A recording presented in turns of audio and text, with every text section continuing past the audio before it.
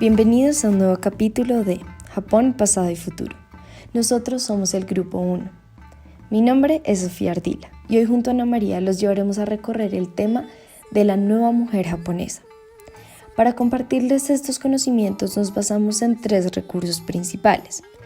El primero es del libro The New Japanese Woman, Modernity Media and Women in Inner World Japan, de la escritora Bárbara Sato. También nos basamos en el libro Modern Girl on the Go, Gender, Mobility and Labor in Japan, y por último en el artículo Japanese Avant-Garde and Modern Girl. En este recorrido vamos a hablar primero del contexto de Japón y el mundo, 2. La mujer como consecuencia del consumismo, 3. Japón en la actualidad, 4. Las respuestas de la sociedad ante esto, 5. Representaciones artísticas y luego haremos una pausa para entender el punto 6. ¿Por qué esto fue tan importante? Luego vamos a presentar los aspectos negativos y finalmente los pensamientos finales. En primer lugar, queremos contarles qué estaba pasando en Japón y en el mundo para entender la gran importancia de este cambio. Japón, a finales del siglo XIX, fin del... ¿Pero qué suponía esto? El fin de la era Edo. La era Edo fue este periodo que generó un aislamiento exterior, cerrando el país a los extranjeros y prohibiendo la salida de los japoneses. Por el contrario, la evolución interior permitió la ascensión de la clase comerciante urbana en el detrimento de lo rural, lo que provocó el malestar social. Sin embargo, es importante mencionar que este periodo fue clave para el fortalecimiento del sentimiento nacionalista, ya que vivió Japón una estabilidad política nacional sin precedentes. Además, la formación de la moral y de una ética confuciana les indicó a los japoneses que en cualquier caso se esperaba del ciudadano lealtad y piedad filial al superior, con los sentimientos de reciprocidad y benevolencia con el prójimo como telón de fondo. De ahí que la clase dirigente abogara por una filosofía que fomentaba el propio control del gobierno, el bienestar nacional y la estabilidad social mediante una rígida jerarquía con el shogun a la cabeza. En cuanto a las mujeres, eran designadas y educadas para llevar el rol de esposas y madres desde pequeñas. ¿Eran ellas de los matrimonios arreglados para mejorar el linaje familiar? O inclusive, mujeres de diferentes contextos llegaron a adquirir un papel decisivo en la configuración de la maquinaria empresarial subyacente a ese modo hedonista a través de la prostitución.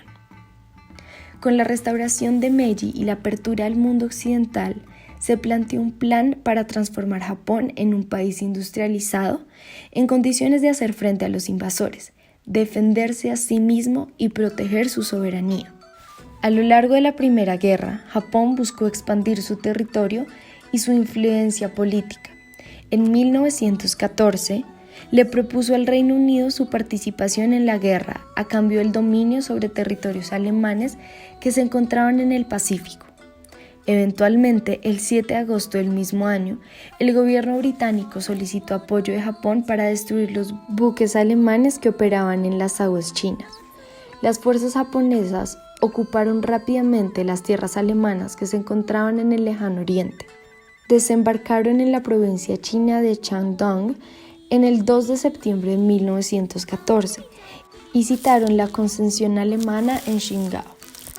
La Marina Imperial japonesa, que poseía un gran nivel de autonomía, se apoderó de varias de las colonias isleñas de Alemania en el Pacífico a lo largo de un mes de octubre, enfrentando muy poca resistencia en el proceso.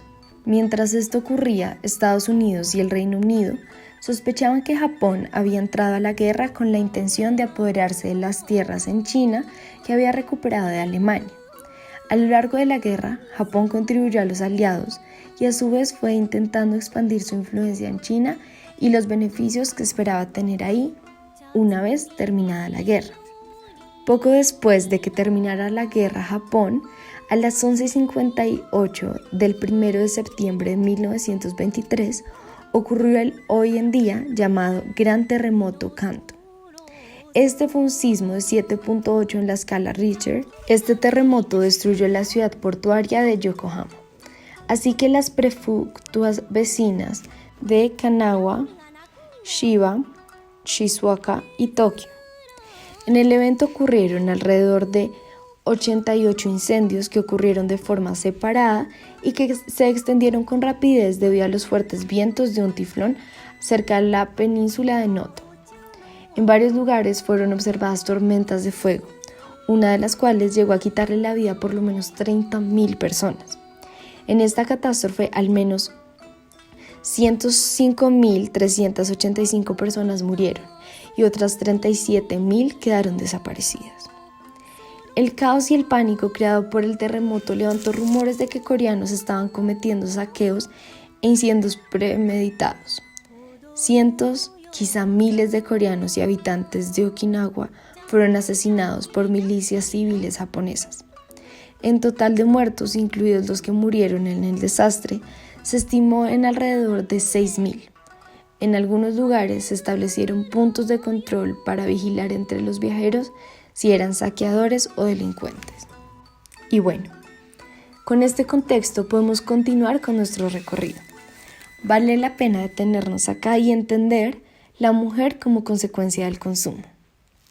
Y es acá en donde la nueva mujer japonesa sobrepasó los límites impuestos por la sociedad japonesa y disminuyó su dependencia al hombre. A principios del siglo XX, esta mujer tenía un estilo de vida distinto, era más independiente y tenía más actividades de ocio. Era una mujer educada, interesada por los medios y consumista de estos. En los años 20 se inició una influencia consumista por otros países en Asia. Esto demostró un desarrollo de un estado industrializado después de la guerra ruso-japonesa en 1904 a 1905.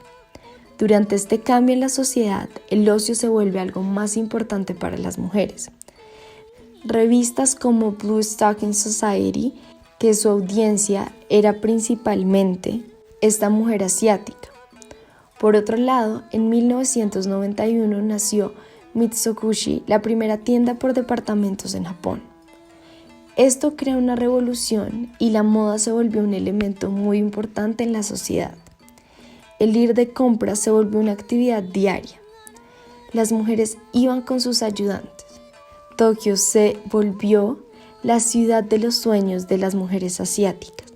Soñaban con ir de compras a esta ciudad, donde todas las mujeres de clase alta se encontraban. Dentro de esto, la moda también se volvió un elemento muy importante. Por otro lado, América creó una gran influencia en esta cultura, y sobre todo Hollywood. Las mujeres japonesas empezaron a adoptar peinados en las películas. Copiaban actrices como Clara Bow, Bola Negra, Mary Pickford, Gloria Swanson y más. Este estilo de peinado se volvió tan popular que se denominó como Sokohatsu, que significa oportuno, demostrando y simbolizando la transición del pensamiento en la sociedad. Otros estilos, como el Danpatsu, venían desde antes del Meiji y tuvo una resignificación en esta época, haciendo un cambio en el look y a su vez usando yubigami en el pelo. Todas estas transiciones, influencias y cambios son un claro ejemplo del cambio de la mujer japonesa en transición a la nueva mujer japonesa. Gracias, Sofía. Creo que es muy interesante que ahora podamos entender cómo era Japón en ese momento.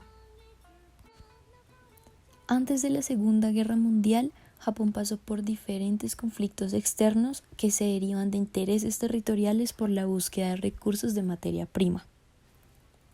Asimismo, hubo conflictos internos para unificar unas creencias específicas en la mayor parte del territorio. Después de la Segunda Guerra Mundial, el territorio japonés decidió enfocarse en tener un sistema político estable y una economía que fuera de recuperación. Este modelo, como fue definido en su momento, se mantuvo en pie gracias al Partido Liberal Democrático. Sin embargo, con el paso de los años, este partido político perdió su estabilidad y se fragmentó. Pero estos fragmentos mantuvieron su poder político, enfocado en el esfuerzo de poder recuperar el honor perdido en la guerra, llegando a ser una potencia mundial. Los efectos de un antes y después de la guerra se ven reflejados en el cine. El cine japonés se caracterizaba por tener héroes, pero no héroes épicos, sino héroes que se veían como una persona común y corriente, una persona con valentía y valores que le permitían no tenerle miedo al peligro y poder discernir entre lo bueno y lo malo, dando como moraleja tanto a adultos como niños que ellos mismos pueden ser esos héroes. Sin embargo, después de la Segunda Guerra Mundial, este tipo de cortometrajes fueron censurados por parte de las Fuerzas Armadas norteamericanas con la intención de que se evitara que la población japonesa se llenara de patriotismo e ideas que generaran más muertes en ambos bandos. Tanto la sociedad japonesa como la internacional reaccionaron de maneras muy diversas al surgimiento de la mogu. Había diversas perspectivas sobre lo que significaban estas mujeres para la sociedad, empezando por las implicaciones detrás del cambio de apariencia si se comparan con el estilo tradicional japonés. Se entendía a estas mujeres como un resultado del nuevo contexto social y cultural que invitaba a países occidentales a reconocer a Japón como un estado fuerte y democrático, pero que también funcionaba como un modo de adaptarse a un mundo cambiante e industrializado en donde las vanguardias empezaban a formar parte de la globalización. Sin duda alguna, la mujer moderna capturaba el ojo público por su impacto en la cotidianidad de los ciudadanos japoneses.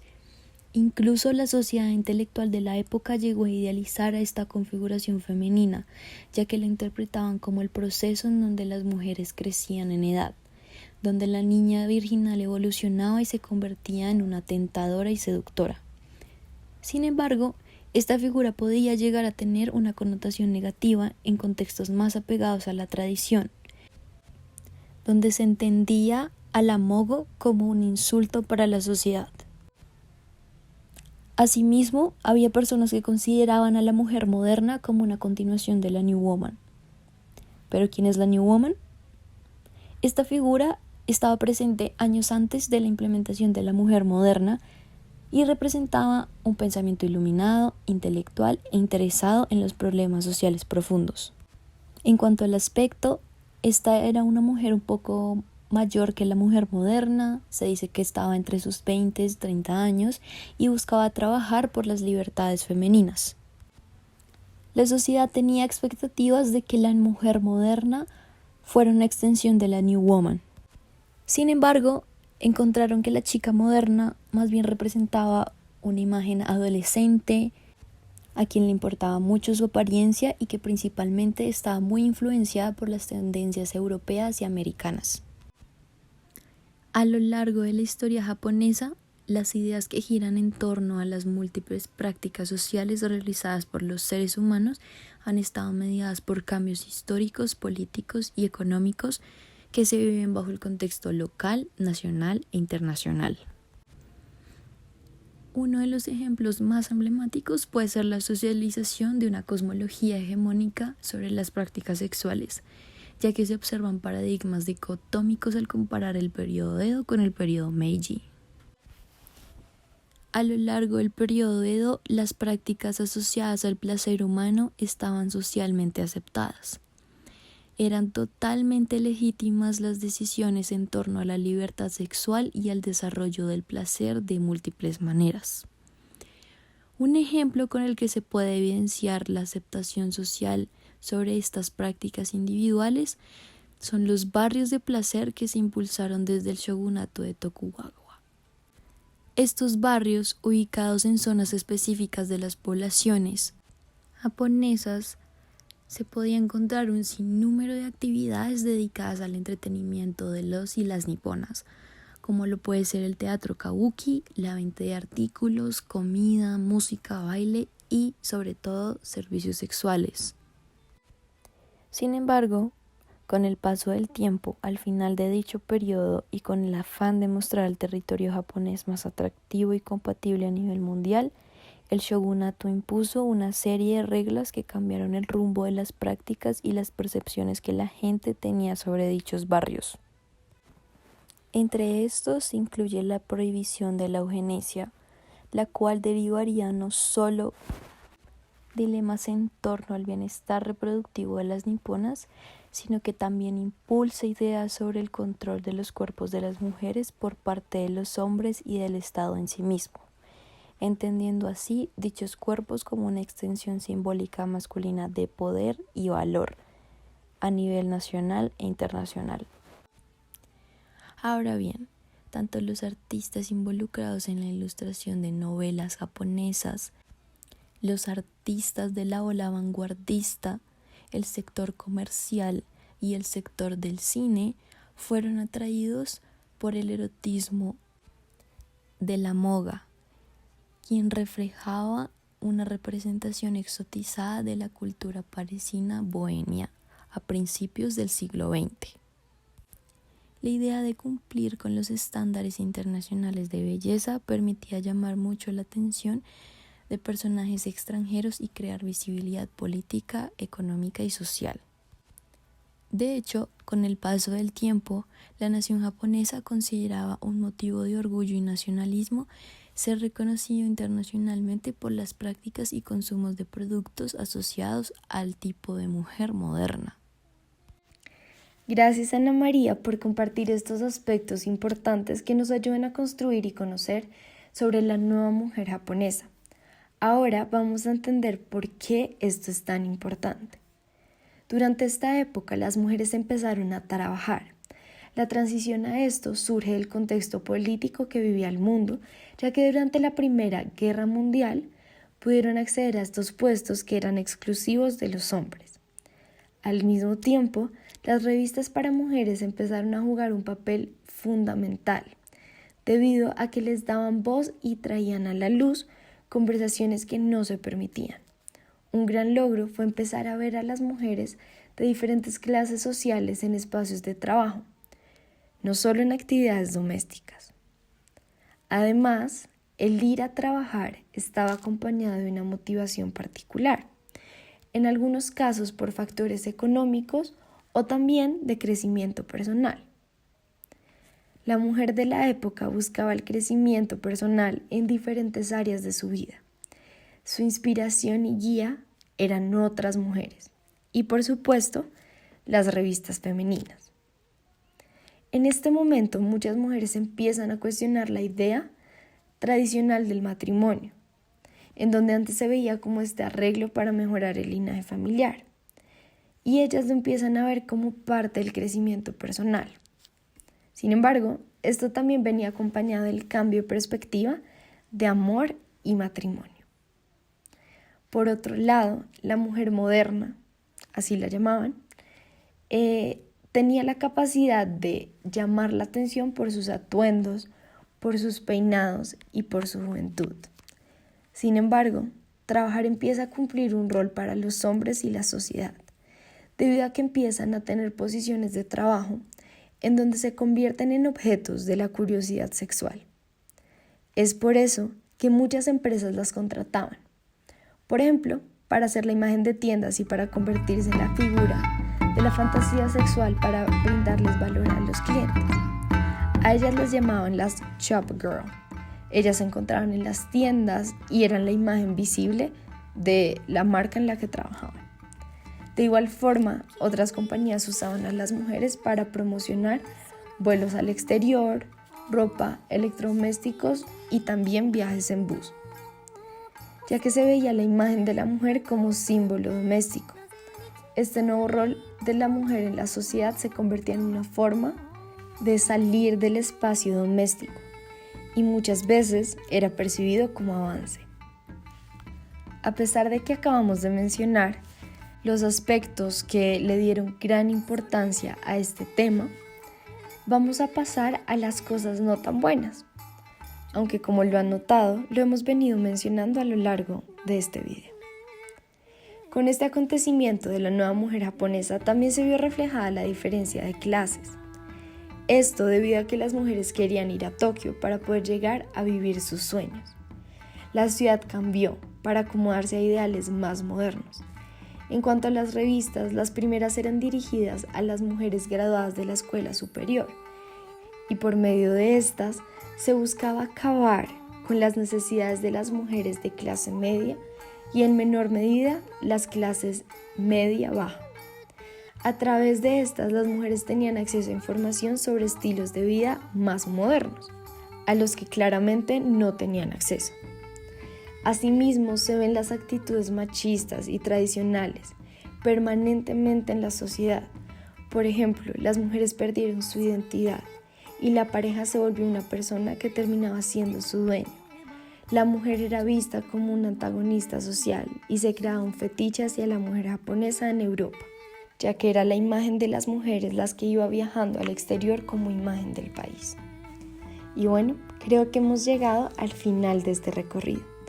Pero antes me gustaría poner en la mesa algunos pensamientos finales que pueden seguir enriqueciendo esta conversación. Como lo vimos, han habido varios sucesos que han tenido un impacto en la tradición japonesa que ha perdurado por siglos. A pesar de que existe una gran influencia que impulsa la globalización, las mujeres y la mujer moderna han tratado a lo largo de la historia mantener la esencia de su nación. A través de ella pudimos comprender un modelo de mujer que generó discusión, cambio de perspectivas y captó la atención de la población japonesa. Muchas gracias a todos por su atención y esperamos verlos en una próxima oportunidad.